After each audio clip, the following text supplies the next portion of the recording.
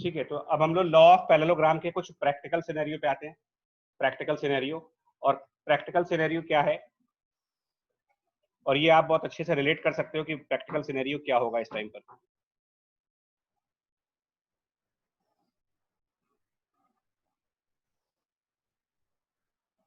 नहीं, रिकॉर्डिंग हो रही है बच्चा, रिकॉर्डिंग हो रही है।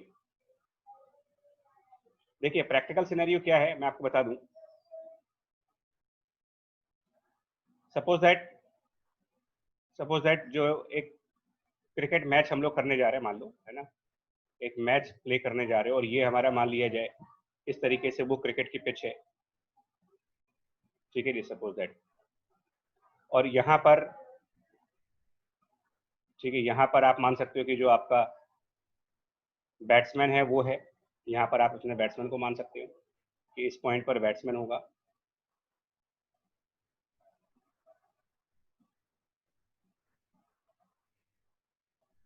और इस साइड से बॉलर ने बॉल फेंकी अगर, ठीक है ना, इस साइड से अगर हम मान लें कि इस साइड से हम बॉलिंग करा रहे हैं,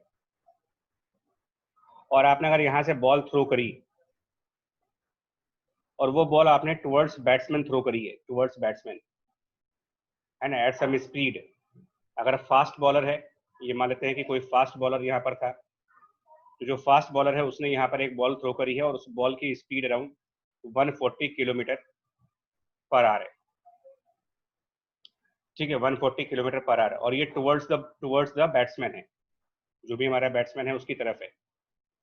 एट द सेम टाइम, जिस तरफ आपने बॉल थ्रो करी है उसके perpendicular to that ball wind आ गई, मान लो विंड स्पीड है, वहां पर हवा चलने लगी, there is wind perpendicular to the velocity of ball, and wind speed, ठीक है ना, विंड स्पीड जो है वो आप मान सकते हो around 80 kilometre per our. Wind नहीं है, वो एक तरीके से तूफान आ गया है, अम्फान है, अम्फान, ठीक है जी, 80 किलोमीटर पर आवर। अब आप बता सकते हो कि बॉल किस तरफ जाएगी, मतलब कोई आइडिया है आपको?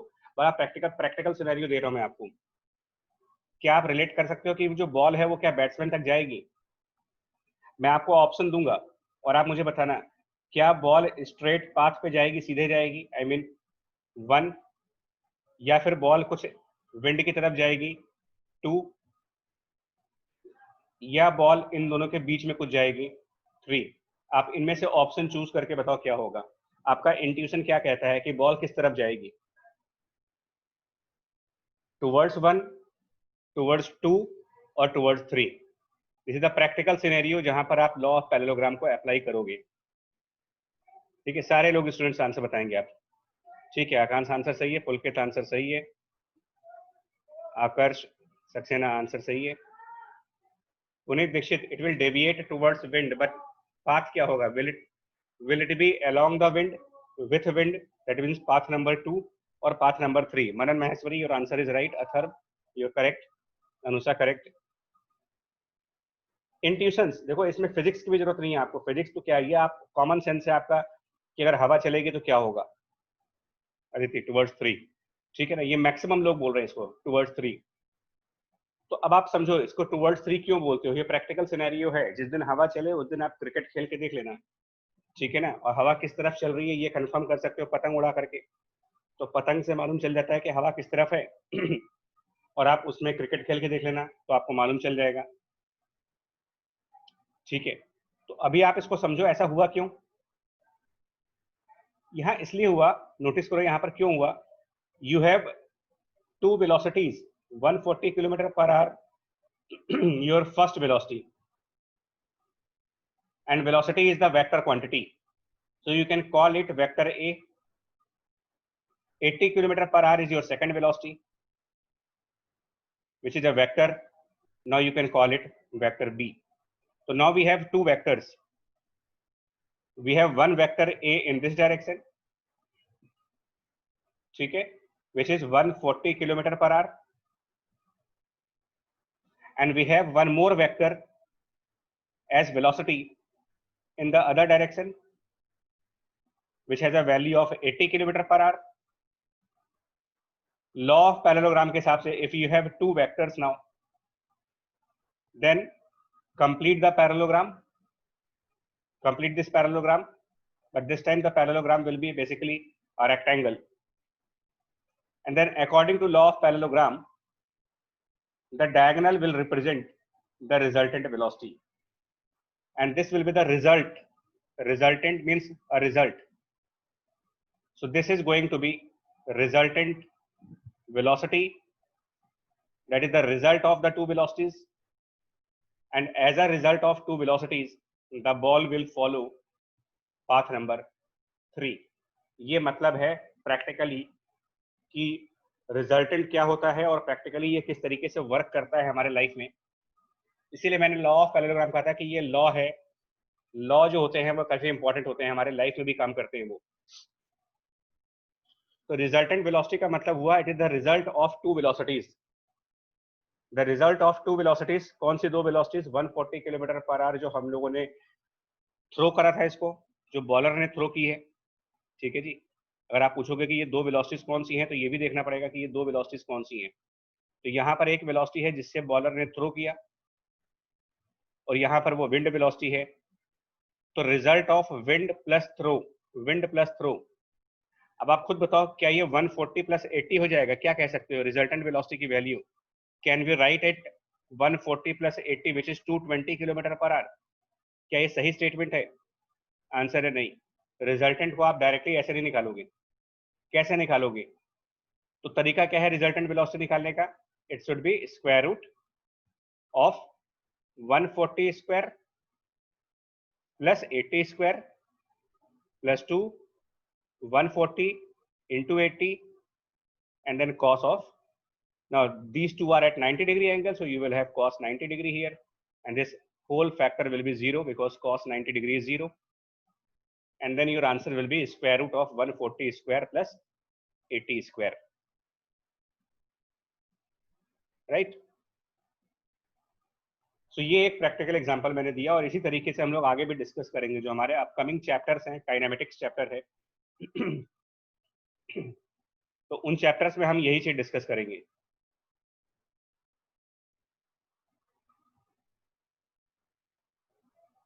तो आपको लॉ ऑफ पैरेललोग्राम, हाँ पुनीत, सिर्फ वैसे याद नहीं करना, इसको रटना नहीं है कि हाँ ये होता है, इसको समझना है.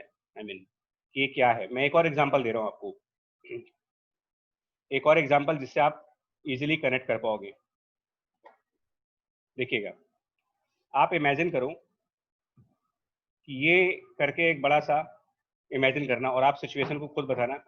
ये करके आप मान लो एक स्विमिंग पूल है, ठीक है ना, स्विमिंग पूल मान लेते हैं, और उसमें ऐसे करके वाटर है.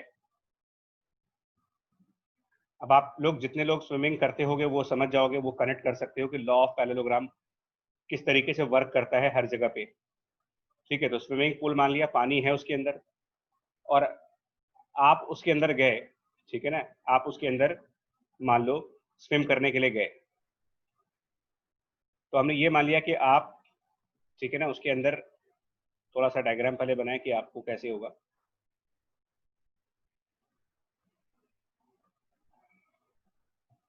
ठीक है जी, ये मान लिया आपको इस तरीके से कि आप इसमें स्विमिंग कर रहे हो.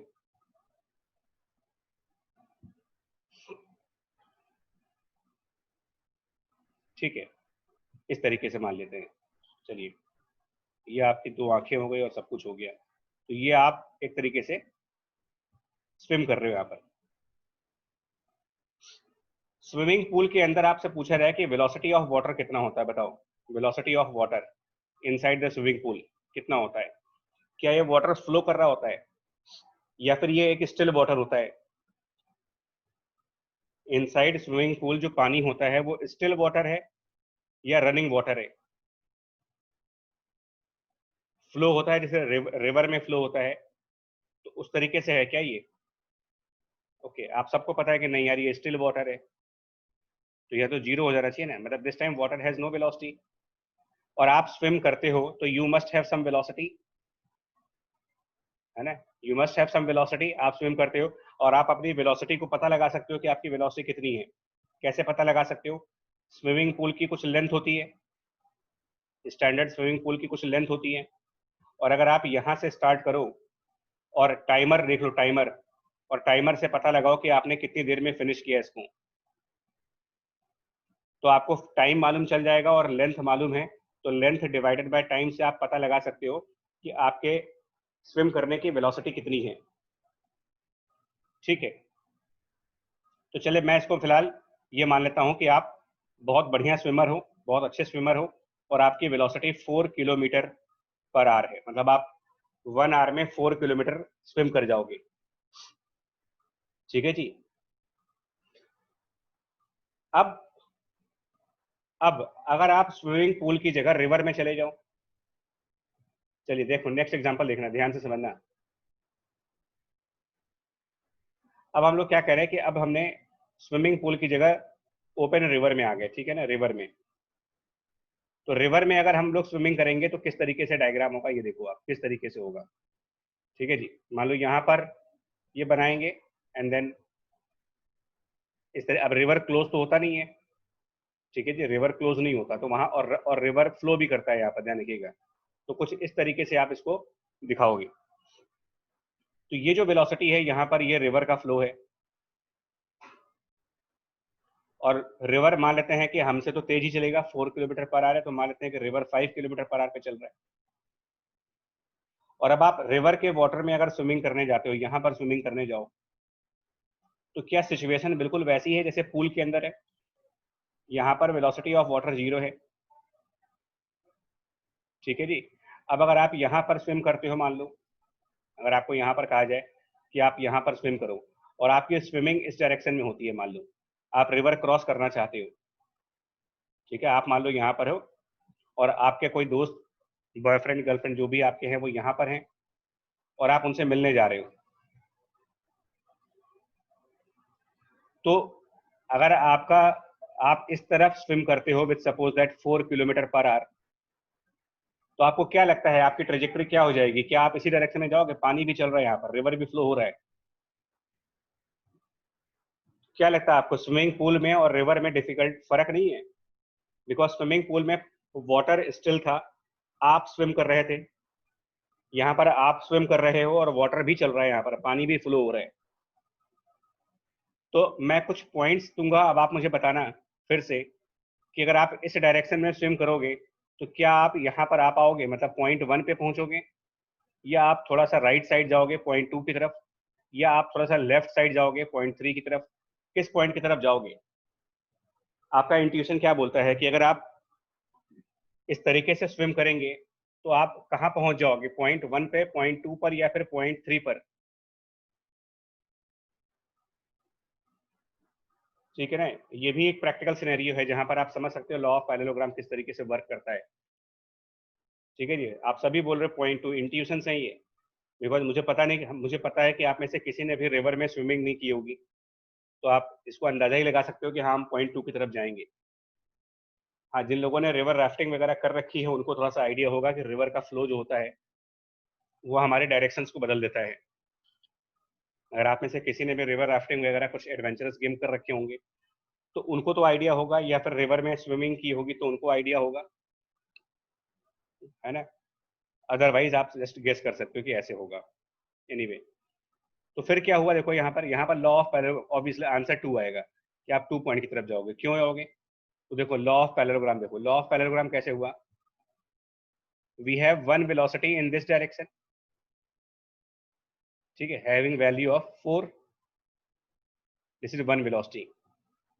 We have one more velocity in this direction that has a value of 5, and now you will complete the parallelogram. ठीक है, you will complete this parallelogram. Follow the guidelines of law of parallelogram according to which you need to draw a diagonal, and this diagonal is resultant. This is your resultant, and that means it is the result of two velocities. So you can call it resultant velocity, and its value will be square root of 4 square plus 5 square plus 2, 4, 5, and then cos theta, which is 90 degree, becomes 0. So it will be square root of 4 square plus 5 square, which is square root of 41 kilometer per hour.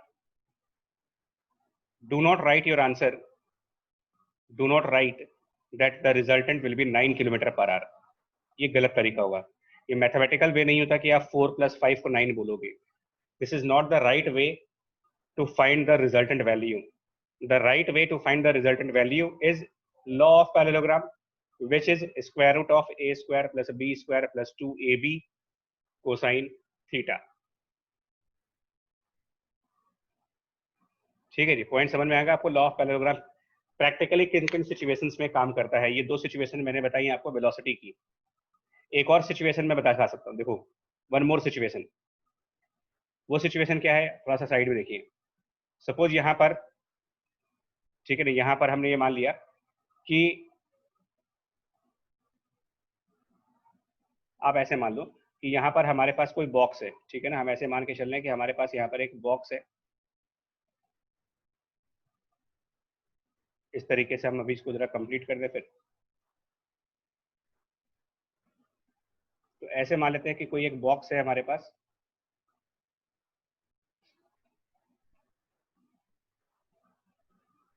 ठीक है। इस तरीके से हो गया हमारा box complete हो गया। अब इसको भी आप इस बहुत छोटे छोटे एक्सपेरिमेंट है जो घर पे खुद किए जा सकते हैं, ठीक है, घर पे खुद कर सकते हो। इसको एक आप इस तरफ, है ना, एक क्या करो आप इस तरफ, यानी इस डायरेक्शन में आप क्या करो, इसको फोर्स लगाओ। यानी इस तरफ आप इसको पुश करो बाय अ फोर्स F1, ठीक है। और एक और काम करें, एक और काम करें, एक हम लोग इधर की साइड से, इधर की साइड से इधर पुश करेंगे राइट साइड की तरफ, और ये वाला फोर्स मान लिया F2 हो गया। तो अब आप बताओ कि ये बॉक्स किधर की तरफ जाना चाहिए, आपका लॉजिक क्या कहता है। मैं इस लाइन को आगे एक्सटेंड कर दे रहा हूँ, ठीक है ना, मैं इस लाइन को आगे एक्सटेंड कर रहा हूँ, और आप मुझे बताना कि ये किधर की तरफ जाएगा।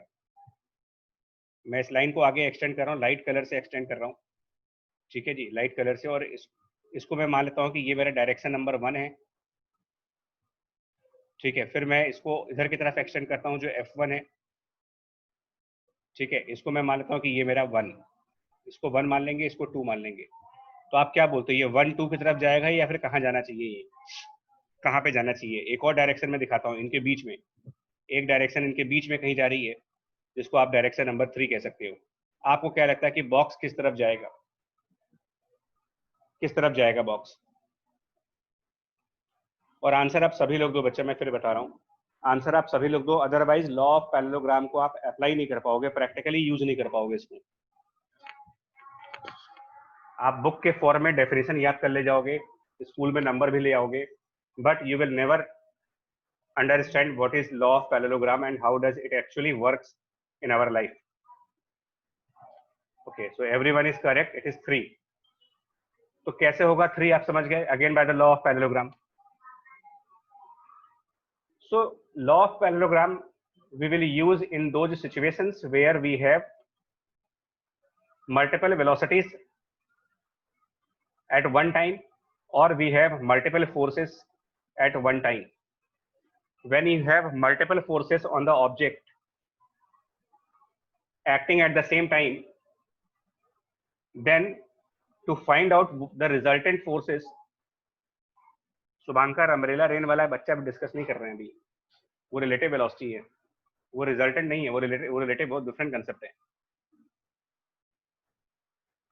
Law of parallelogram is practically used in those situations where you have multiple forces or multiple velocities or multiple displacements present together at one time on the same object.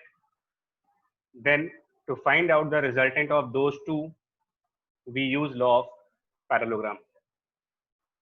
ये हो गया इसकी प्रैक्टिकल कंडीशंस, ठीक है। ये physics हो गई। कैसे यूज करोगे, तो square root of a square plus b square plus 2ab cos theta, that is mathematics, वो फॉर्मूला हो गया उसका। ये फॉर्मूला लगा ताकि मेरा आंसर आ जाएगा,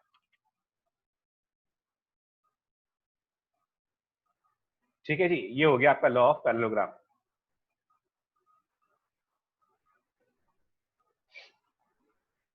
चलिए नेक्स्ट पे आते हैं।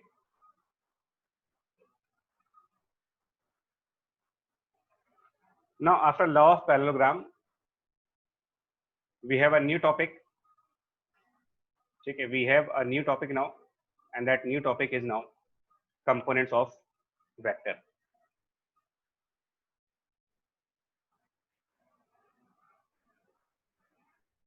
कंपोनेंट्स ऑफ वेक्टर, ये हमारा नया टॉपिक है आज का। The new topic is component of vector, और इसको आप ये भी कह सकते हो रिजोल्यूशन ऑफ वेक्टर, कुछ भी नाम दे सकते हो, कंपोनेंट और रिजोल्यूशन ऑफ वेक्टर, कोई भी नाम दे दो। ठीक है जी, कैसे काम करेगा ये देखो, कंपोनेंट्स ऑफ वेक्टर और रिजोल्यूशन ऑफ वेक्टर।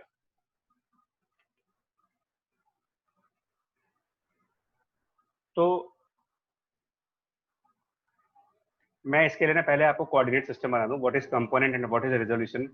तो मैं इसका पहले कंपोनेंट्स, मैं इसके कोऑर्डिनेट सिस्टम बनाऊंगा पहले, कोऑर्डिनेट सिस्टम, एंड देन हम लोग देखेंगे क्या होता है ये। सपोज हमारे पास ऐसे करके कोऑर्डिनेट एक्सिस है, जिसको आप एक्स एक्सिस नाम दे सकते हो,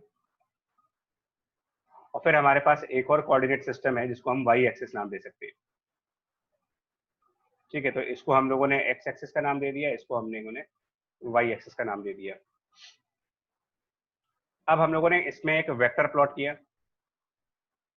सपोज हमारे पास इसके अंदर कोई एक वेक्टर है, मान लो इस डायरेक्शन में, उसको कोई भी नाम दे दो आप, ए बी सी डी, जो भी तुमको अच्छा लगता है। ठीक है, तो मैं इसको कोई नाम दे देता हूँ, सपोज करो ए वेक्टर का, और ये वेक्टर हमारा एक्स एक्सिस के साथ एक थीटा एंगल बना रहा है। ठीक है,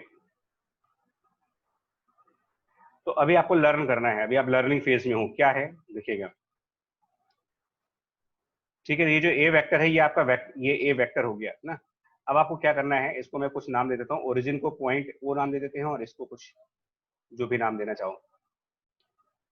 अब आप क्या करो, यहां से आपको क्या करना है देखिएगा, आपको यहां से परपेंडिकुलर ड्रॉप करना है जो टिप ऑफ वेक्टर ए है। मैं अपने स्टेप लिख रहा हूं यहाँ पर। ठीक है जी, मैं अपने स्टेप्स लिखूंगा यहाँ पर कि मुझे क्या करना है, तो आप स्टेप्स देखिएगा। स्टेप्स आपको क्या करने हैं वो देखिएगा। पहला step, from the tip of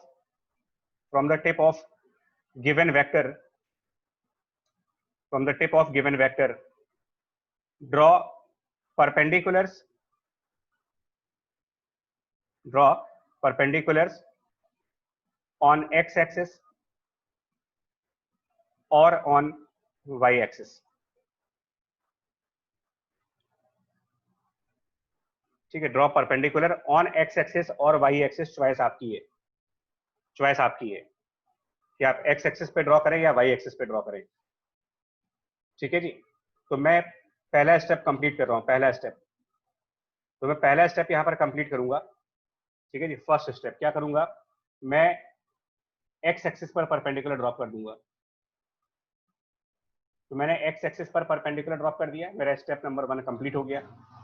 और मैं चाहूं तो वाई एक्सिस पर भी कर सकता हूं। ठीक है, चॉइस मेरी है, आप एक्स एक्सिस पे कर सकते हो या फिर वाई एक्सिस पर। तो पहले मैं एक्स एक्सिस को कंप्लीट करके दिखा रहा हूं, फिर मैं वाई एक्सिस को कंप्लीट करके दिखा दूंगा। ठीक है, ये हो गया ना स्टेप नंबर 2।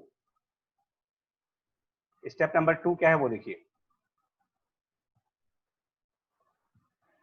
स्टेप नंबर 2, जब आपने परपेंडिकुलर ड्रॉप कर दिया किसी भी एक्सिस पे, then join the foot of perpendicular from the tail of vector, tail of vector। now this is step number 2। तो स्टेप नंबर 2 कैसे पूरा करेंगे वो देखो। स्टेप नंबर 2 कैसे पूरा होगा, ये पॉइंट आपका फुट है, मतलब this is called foot of the perpendicular. ठीक है, ये वाला पॉइंट आपका परपेंडिकुलर का फुट पॉइंट था। तो आप क्या करोगे, इस फुट पॉइंट को वेक्टर की टेल से ज्वाइन करोगे। वेक्टर का टेल ओ पॉइंट है, ओ पॉइंट। तो आप क्या करो, पॉइंट ओ से इसके फुट को ज्वाइन कर दो, यानी ये चीज ज्वाइन कर दो। अब आपके पास एक राइट एंगल बन गया, एक ट्राइंगल बन गया जो राइट एंगल हो गया। ना मेरा तीसरा स्टेप देखिएगा, third step.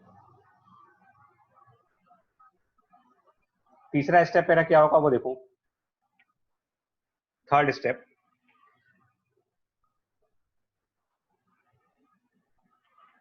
the perpendicular and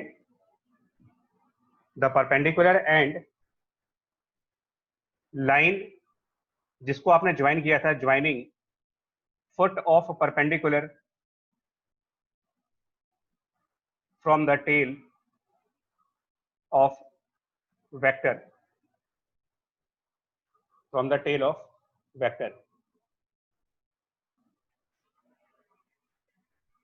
are known as components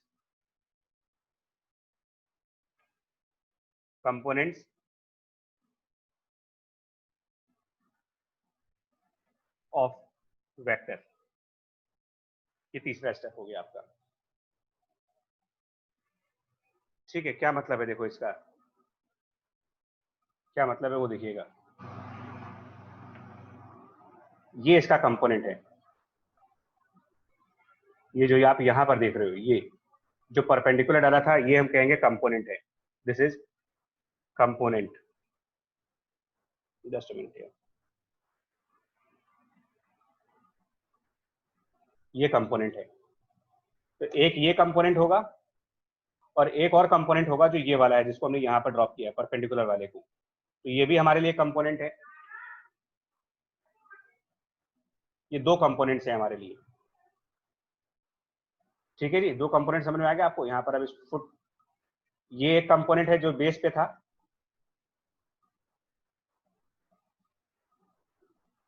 जैसे एक सेकंड रुकना बच्चा, इसको क्लियर कर दे जरा, देखिएगा। तो अब एक ये वाला कंपोनेंट, इसको फ्री हैंड ही लिख देते हैं, ज्यादा सही है फ्री हैंड से।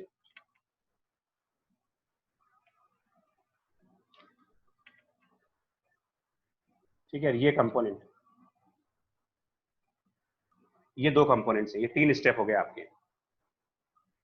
अब ये वाली लाइन जो परपेंडिकुलर वाली लाइन है ना, ये लाइन क्योंकि parallel to the Y axis है, तो आप इसको नाम दे सकते हो वाई कंपोनेंट। और ये लाइन जो कि एक्स एक्सिस के ऊपर लाई कर रही है, इसको आप नाम दोगे इस वेक्टर का एक्स कंपोनेंट। तो दो नाम पड़ गए, वाई कंपोनेंट और एक्स कंपोनेंट। और इनको डिनोट कैसे करोगे ना, तो इनको डिनोट करोगे, ये क्योंकि वेक्टर ए के कंपोनेंट्स हैं तो ए, और इसके बॉटम पे वाई लिख देंगे, ए वाई। और इसको डिनोट करोगे ए एंड बॉटम पर एक्स। तो इसका मतलब होता है कि A is the vector and bottom पर वाई लिखने का मतलब है A Y is called Y component of the vector and A X is called x component of vector. So this ax and ay, they are called components. X stand for the x component, y stand for y component. किसके? तो ये दोनों ही of vector e। ठीक है, ये मतलब है इसका। और ये पूरा प्रोसेस, जो पूरा प्रोसेस मैंने किया है ये सब करने के लिए, जो तीन स्टेप्स फॉलो किए हैं, ठीक है ना, ये जो तीन स्टेप्स मैंने यहाँ पर लिए हैं, ये पूरा प्रोसेस, दिस कंप्लीट प्रोसेस, यहां से यहां तक जो किया आपने, process is known as resolution of vector. So what is resolution of vector? It is the process by which you find out x and y component of the vector, and this process involves three steps. Step number 1, step number 2, step number 3, they are written. And the last point, how to find out the values of the components. Last statement, what are the values of component, ये भी निकालना आपको। The values of components, ये कैसे find out करोगे? In terms of A and theta. तो इसका answer है कि वैल्यूज कैसे निकालेंगे, तो वैल्यूज निकालने के लिए इसका आंसर है by trigonometry. How? By trigonometry कैसे निकाल सकते हो? By trigonometric ratios. Trigonometric ratios में क्या होता है, साइन थीटा और कॉस थीटा ये लगाते हो। तो वो अगर आप यहाँ पर यूज करो, तो अगर मैं यहाँ पर साइन थीटा यूज करूँ इसमें, इस ट्राइंगल में, तो sine of theta, this is angle theta, Sine of theta will be perpendicular length is this AY and divided by the hypotenuse length which is the vector A. अच्छा ये ध्यान रखिएगा, trigonometric ratios में यहाँ पर कभी एरो ना लगाना, आपको कहीं पर एरो नहीं होगा, बिकॉज ट्रिग्नोमेट्रिक रेशियो लेंथ का रेशियो होता है, वेक्टर का रेशियो नहीं होता वो. It is the ratio of length, not the ratio of directions. और जब लेंथ की बात करते हैं तो ऊपर से एरो हटा देते हैं उसका. Sine theta A Y upon A, तो इसको क्रॉस मल्टीप्लाई कर लेंगे तो A of Y will be A into sine theta. Similarly अगर आप कॉस थीटा फाइंड करें which is base divided by the hypotenuse, तो अगर ये एंगल थीटा है तो जो बेस है वो ये वाला होगा. X component will be the base of triangle, so A X divided by hypotenuse A, और इसको क्रॉस मल्टीप्लाई करेंगे तो ए एक्स की value A into cos theta हो जाएगी. तो इस तरीके से आप इसका बोल सकते हो कि y कंपोनेंट की वैल्यू ये होगी और x कंपोनेंट की वैल्यू ये होगी. अब मैं आपसे कुछ बातें कह रहा हूं. कंपोनेंट्स फाइंड आउट करने के लिए आप इन 3 स्टेप्स को यूज करेंगे. ये 3 स्टेप सफिशिएंट है. इनके थ्रू आप किसी भी वेक्टर का कंपोनेंट फाइंड कर सकते हो, किसी भी वेक्टर का. और इसको ये जो वैल्यूज हैं इनको लर्न नहीं करना है, याद नहीं करना है, आपको सिर्फ ये माइंड में रखना है कि the values of component can be obtained by trigonometric ratios. सीधा सा. सो ये 3 steps and 1 point in your mind that yes I can find out the component by using trigonometric ratios. Clear हो गया पॉइंट आपका? चलो मैं जल्दी से एक एग्जांपल ले लूं इसके ऊपर. ठीक है, थोड़ा सा टाइम रह गया तो एक एग्जांपल इसके ऊपर ले लिया जाए और आपको फिर समझ में आएगा.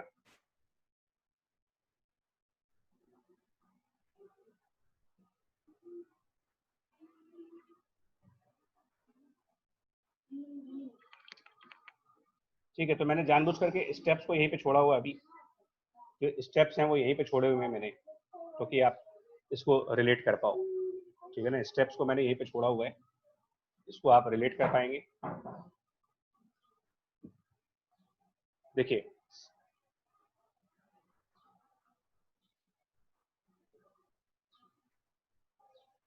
मान लो जल्दी से देखो यहाँ पर फिर से कि अगर हमारे पास ये एक्स एक्सेस हो गया इस तरफ राइट साइड पर, एंड देन वाई एक्सेस हमारे पास हो गया मान लीजिए इस तरफ, और हमारे पास जो वेक्टर दिया जा रहा है वो एक बार न्यूमेरिकल वैल्यूज लेकर के देखिएगा. न्यूमेरिकल वैल्यूज, तो न्यूमेरिकल वैल्यूज से आपको जल्दी समझ में आएगा.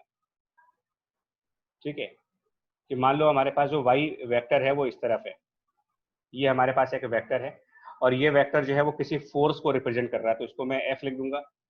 ये फोर्स है और जो फोर्स है उसकी जो वैल्यू है वो सपोज करो 40 न्यूटन है और ये एंगल हमारा 30 डिग्री है. तो अगर आपसे पूछा जाए कि find components of the force,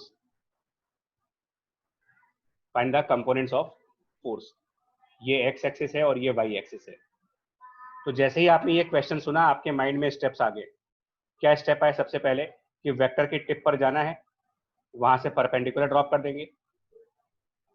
ठीक है, वो परपेंडिकुलर ड्रॉप कर दिया, उसके बाद जो फुट ऑफ परपेंडिकुलर है उसको यहाँ से ज्वाइन करना है, इससे ज्वाइन करना है, तो आपके पास एक ट्राइंगल तैयार हो गया. उस ट्राइंगल में ये वाली साइड क्योंकि वाई एक्सिस के पैरेलल है तो इसको एफ वाई कहोगे, फोर्स का वाई कंपोनेंट, और दूसरी वाली साइड जो एक्स एक्सिस पर है इसको एफ एक्स लिखना है, एक्स कंपोनेंट. अब एफ वाई और एफ एक्स कैसे निकालोगे? तो ट्रिग्नोमेट्रिक रेशियोज यूज कर लेंगे. ट्रिग्नोमेट्रिक रेशियोज यूज करके मेरा आंसर आ जाएगा यहाँ पर. हाँ जी सती, कैसे आएगा फटाफट देख लीजिए. ट्रिग्नोमेट्रिक रेशियो से कैसे होगा? Sine 30 degree will be F of Y divided by, याद करो लेंथ ऑफ वेक्टर जो होता है वो उसका वैल्यू होता है 40 होगा ये, तो यहाँ पर 40 रखोगे यानी कि F of Y will be 20 newton. And अगर आप cos 30 डिग्री यूज करोगे, cos 30 डिग्री, तो ये F X divided by length of this vector and length of the vector is इस वैल्यू 40. सो इसको सॉल्व करके आपका एफ एक्स आ जाएगा 20√3. तो इस तरीके से कंपोनेंट्स निकालेंगे. ठीक है जी, इस तरीके से कंपोनेंट्स फाइंड करते हैं हम लोग. ठीक है, चलो मीटिंग रीस्टार्ट कर लेते हैं पहले, उसके बाद थोड़ा सा और डिस्कस करेंगे, एक दो एग्जांपल्स कंपोनेंट्स पे और लेंगे बस। तो मीटिंग रीस्टार्ट कर लेते हैं। 5 मिनट्स ब्रेक लेंगे हम लोग, 5 मिनट्स का ब्रेक, जस्ट 5 मिनट ब्रेक, उसके बाद स्टार्ट करते हैं। यानी 5:30 हम लोग बैक होंगे 5:30 पर। ठीक है, चलो।